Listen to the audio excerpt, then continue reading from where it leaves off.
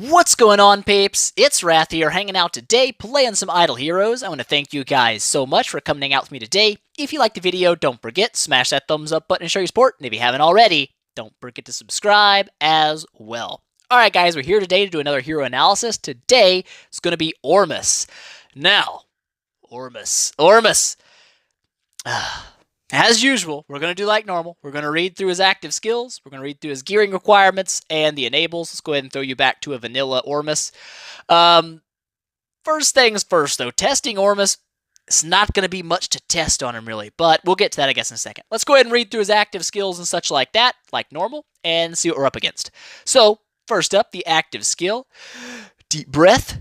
Start. Blue Lightning Laser. It's going to hit 2 random backline enemies for 125% of his attack as damage. All allies are going to take 200% of his attack as healing for 3 rounds, and they have a 30% chance to take 340% of his attack as healing instead. So, or an extra 340%, I guess, I don't know. But, as you can see, it's not about the damage. Very little damage coming out of his skill. It's all about the healing. That's pretty much what Ormus' active skill does. And none of that changes. His first passive here, when he has his basic attack, the enemy takes half of his attack as burning damage for 1 round, so he gets a little extra damage out of that end. And 1 random ally takes 50% of his attack as healing for 2 rounds. So not a very big heal there, half of his attack. Not a huge heal, but a little bit. A little random passive heal isn't bad. Power of Ormus is your basic passive, just HP and attack boost there. Neither are very substantial, but it's whatevs. And the last passive here, Heart of Ormus. Passive skill, when his health falls below 30%, all allies take 135% of attack as healing, only triggers 1 time. Not the best passive. It'd be stronger if it was maybe half health or something of that nature. 30% is a really low threshold, and generally by the time Ormus hits 30% health, someone else or a couple someones is already dead on your team, and the heal kind of falls off in its usefulness. It probably needs to proc a little earlier to make him a little bit better, but overall, it's all about healing. That's really all Ormus is pushing is heals. Heals, all day heals. And his heals are all based on his attack, so really when it comes down to your build, we need to swap over gear. Let's make you butt naked real fast, and let's make, oops, wrong person again. Let's keep you fully clothed. Let's give you some stuff and things. Let's give you some stuff, and let's give you some stuff. How about that? We're going to give you a demon bell, because it's better. You're welcome. You're welcome. Anyways, for Ormus, the main thing Ormus does is heal. And since his heal is based on his attack, the only real stone I've seen used on Ormus is attack. Because it's going to boost his heals. That's really all he does with it is boost his heals. There's no reason to run crit on Ormus. He's not a damage dealer. He doesn't have anything that pairs with crit. You could run him with HP stones and such if you just wanted him to be a little tankier. Necessarily, it's not a bad idea in certain cases. But most often, the double attack stone is what you're going to see on Ormus to boost his healing. As for the artifact, again, artifacts are one of those things, they just change so much. Depending on what you're doing with him, where he's at in your team. Like I said, even the position they are in your team can affect what artifact you put on somebody, depending on the battle you're in. So, most often, if you're wanting to maximize Ormus's heals, you're going to use something that will give him the most amount of attack. That's what you normally run. So that's going to lose attack. You don't want that. That's going to bump his attack up a little bit. Actually, even more than that will. So we'll run the antlers on him for the highest amount of attack I can get on my Ormus, because I want him to have the best heals. However, if your Ormus is dying a little bit too early, you might go with a reduced damage HP artifact or something instead to keep him alive a little longer. But generally speaking, it's attack, and attack on the stone, or attack on the artifact as well. It enables. We're running the good old solid vanilla enables right now on our Ormus, because why not? And obviously even counter that, like there's really not a huge amount Ormus does with private server enables other than boost his like reduced damage, stuff like that, a little more tankiness. The vanilla enables are going to give Ormus the max amount of attack he's ever going to have anyways. You're not going to get extra attack out of any other enables you swap in, so his heals are pretty much set in stone. Like I said, you change your enables much like artifacts when it comes to private server. Depending on what you're doing or where you're at, you will swap them to benefit your situation. In this case, I'm going to run just a vanilla Ormus because, like I said, there's no other enables I can put on him to really boost his heals anymore. And the only thing to really test on Ormus is his heals. His damage isn't high enough to really rate running a damage build on him and actually going through all that testing. It's mainly just going to be a heal test. So it's not going to be a ton of testing coming out of Ormus. I know some people will be like, oh, that's not really fair. But honestly, it's all he does. It's really the only thing you can test on Ormus is healing because it's really the only thing he does. So we're going to do that in broken spaces up in this area like bam. We'll do this one, 400. We'll do this one. It's a baby one. Perfect. The idea here is not to see how much Ormus healed at the end of the round, like nexting and looking. The idea is instead to see how much Ormus heals each round and how consistent it is. That's the idea. So maxed out attack Ormus, pretty much all we're going to use on him is attack. Let's see what kind of heals we can get out of him. That's the idea. Slow things down to 1 time speed, just so we can see what happens in real time. And so far, nothing. First heal, I guess, went to himself with 124,000 health. Not a huge heal, but his basic attack isn't a very big heal. Looking at the AoE here, that's what we're going for. Almost 500,000. Not quite 500,000, just almost there.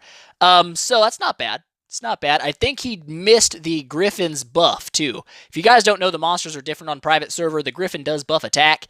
It missed Ormus this time, so his heal won't be quite as high as it potentially could be. 496 is an AoE. Makes sense. For some reason, she just popped a heal for no reason. Shia did. That happens sometimes. I'm not really necessarily sure why. Because most of the dots proc at the very end of the round in private server, not on the initial drop. So I don't know if that's just his basic attack, like procking or something weird. Still dropping about 500k in the AoE. A couple teammates taking 600 and 700,000. So that's pretty much it. That's his heals. That's what he does. It's not huge heals, but it's not terrible heals. To compare that, we've got Vesa here. A crit Vesa, not an attack-based Vesa, straight up crit Vesa. We tested her the other day when we did her analysis, but we'll test her again here. We'll go ahead and just kill this guy out real fast, because why not? He'll die anyway. You probably won't get enough time to test it all out. So boop, get dead. And let's take the 300 battle on, like so. We're going to swap Ormus out, though, this time. Swap that out as well. And we're going to put a Fortress unit in like that to keep our aura consistent. And let's see how much our Vesa heals compared to Ormus. The one thing you need to know about Vesa is, unlike Ormus, Vesa is not a static healer, meaning she doesn't have a set-in-stone heal that just stays the same through the entire battle. It actually stacks up over and over again, depending on her attack boost that she gets from her passives, and also the fact that her heal lasts longer, so it actually overlaps. The first wave you saw there, you'd say, oh, balls, Vesa's not doing very good. 256k, that's a really low heal. And it is. Her self-heal's at a little over 500,000, but like I said, Vesa's going to stack things up with her basic attack and her active skills, and you're going to see that heal jump pretty substantially after round 5. So there's her active skill. It should overlay now, and at the end of this round, we should see some extra heal majiggin coming out. There we go. 500,000 for the whole team right there. That's not bad. That should last for this round as well. Another 500,000 plus heal. Like that, with about 900,000 for her self-heal. So as you can see, Vesa's getting it does drop off. That's one thing about Vesa. As her heal stops overlapping, you'll see her heal drop back down. You saw about 300,000 there, but it will jump right back up as she casts an active skill, and you'll see it hit back at 681, so even a little bit higher. What that shows you is even a Vesa that's not built for attack, not a healing Vesa, a damage Vesa, is going to out-heal Ormus in the long run. In the first couple rounds, he's got her beat. He comes out of the gate strong with about the same healing he has all battle, but by round 5 and 6, Vesa's heals are going to start getting bigger and bigger, whereas Ormus's stay the same. Because of this is why we had decent damage there. This is why I don't do a lot of testing with Ormus. There's really only one thing he does, and that's heal. And the only one thing he does is almost immediately outdone by Vesa. The other big problem with Ormus, I'm not an Ormus hater. Ormus was my very first 10-star on official BT dubs. Okay, I liked Ormus. However, when it comes to Ormus, He's bad for most of the game. That's my issue with him. He's okay early on as your first healer. You're like, yay, I've got an Ormus. But his heal is very, very weak. All the way up until 10 star. So even your 6 star, 7 star, 8 star, 9 star Ormus, his heal is only going to be 80% of his attack. That's not a big heal. That's a tiny heal because he doesn't have a lot of attack down low anyways. His heal's not very big. So all the way up until you reach 10 stars, Ormus's heal is very mediocre. Once you hit 10 plus, his heal does get better. But even though his heal gets better, because Vesa stacks heals with her passives that boost her attack and her long rounds, she has, rounds of healing, whereas he doesn't have very many, that heal stacks. So you get more healing out of Vesa than you do out of Ormus. And not just that, Vesa also does damage.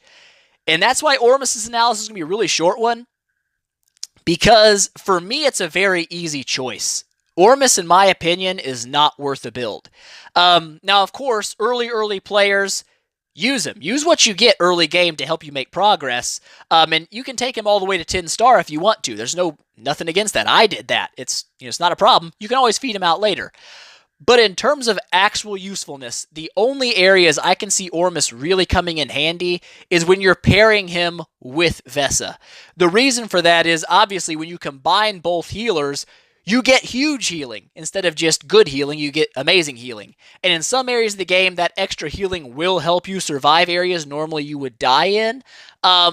So there is a benefit to having Ormus with a Vesa. However, to build Ormus by himself, I would say is a 10-star max unit. That's where you take him and that's where you leave him.